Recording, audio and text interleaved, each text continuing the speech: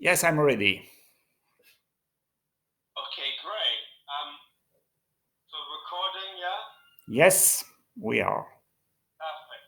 Um, so we'll just start from the top. Just tell me a bit about who you are and what your background is, please. Yes, I'm George Saline. I'm a retired public health physician. I lost my daughter Lola, who was 28 years old, on the 13th of November 2015 at the Bataclan during the terrorist attack. And then I founded an NGO with the other victims of these attacks, which is called 13 11 15. And I did different thing. I wrote two books, and I started to involve myself in different initiatives trying to prevent terrorism and violence. I give a lot of talks in schools, for example, and I was eventually invited by the RAN to participate in some conferences and meetings. What were your first impressions of RAM when you first came across it? My first experience was during a conference in Madrid. Uh, we I met there victims, but also former terrorists, a person who participated in terrorist acts, most principally in Ireland and in Spain. And it was a very interesting experience, and my I was very impressed that such an organization existed, and I think it's extremely useful. And what how has your role or involvement changed over time with RAM? I mean, when you first started meeting the organization, what were you doing with them, and then how has that changed? Um, I don't know. My role with RAN is rather limited. I would say I principally act in France with French NGOs, and from time to time I participate in discussions with RAN about the role of principally on the role of victims for testifying and helping to prevent terrorism. Um, And how does RAN do that? How does RAN help the victims? as far as I'm concerned, RAN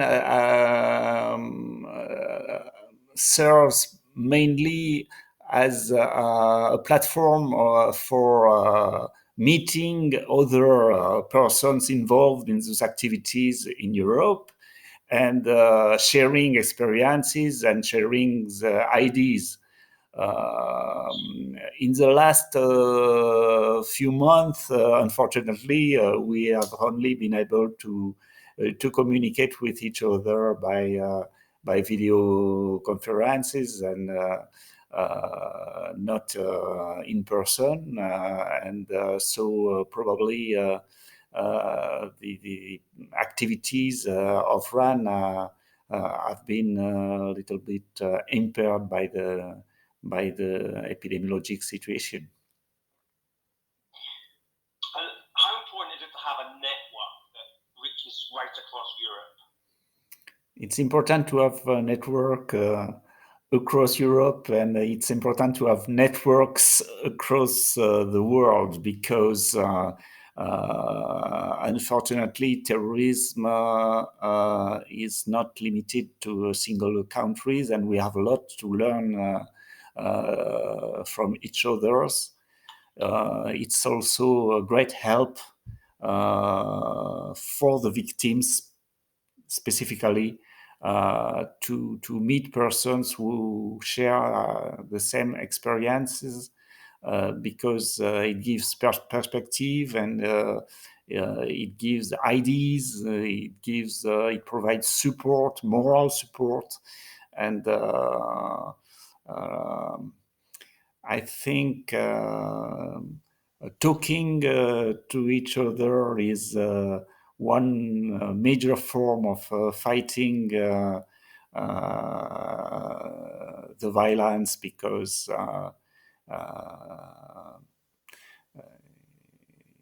talking is always better than fighting. And how has being in a network like that helped you in your life? It provides really involving oneself, whatever the form, involving oneself in useful activities is something that gives purpose to life. And after such an event, such a terrible event as the loss of a loved one, especially the loss of a child, is something that that gives a new meaning to your life, and when you are at a loss to find meaning to life, because it seems that nothing has meaning anymore. This is very important, more important than it appears.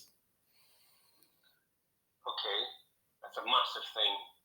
And how does one help in terms of understanding what role victims can play in? Because I know that the perception of victims has changed quite a bit. Yes. Can you tell me about that and how RAN helps that? Yes, I think that the role of victims might be really important, and I experience it every day when I meet youngsters in schools, for example, because our personal experience help them a lot in understanding what exactly is the meaning of terrorism, and what it implies, and it can very well appear abstract when you read about events only in the newspaper, when you hear about what happened on the radio or watch it on TV. It seems not real. But when a person who was personally or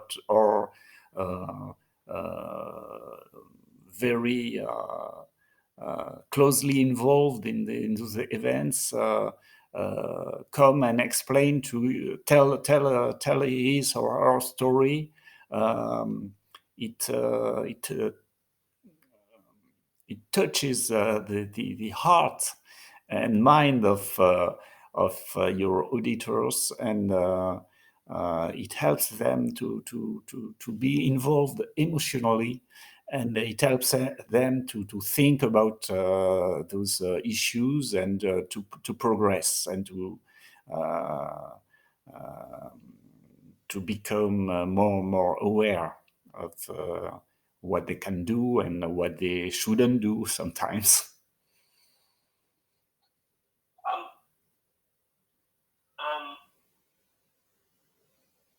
mean, think we've covered quite a lot of RAN, what it does now. What do you think?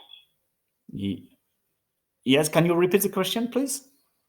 Yeah, no, I was saying I feel like we've covered Yes. most of the subject, really. I mean, I guess there's also the Remembrance Day for Victims of Terror. Can you tell me about that and why that was set up by RAN and how important that is?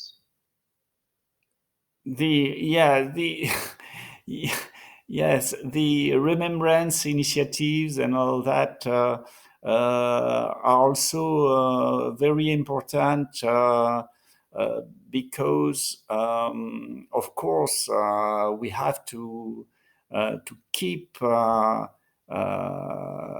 alive the memory of those events and not let them slip out of our minds, because the threats are always with us, unfortunately. And so, yes, remembrance is also important. I have to admit that for myself, I'm more interested with direct contact and discussions with all persons who can be interested in these issues, rather than conferences and days of remembrance and things like that. But it's a very personal thing. I'm not very comfortable with pomps and circumstances, if you want. Do you have any plans for working with RAN in the future for anything, becoming part of any working group? Do you have anything you're planning to do? Yes, actually, I would very much like when the health situation permits, I would like to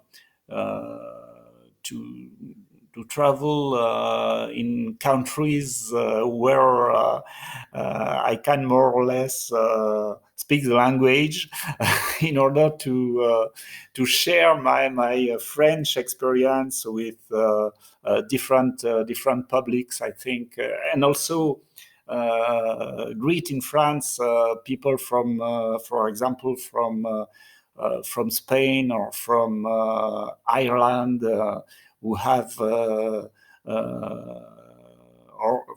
or from Germany,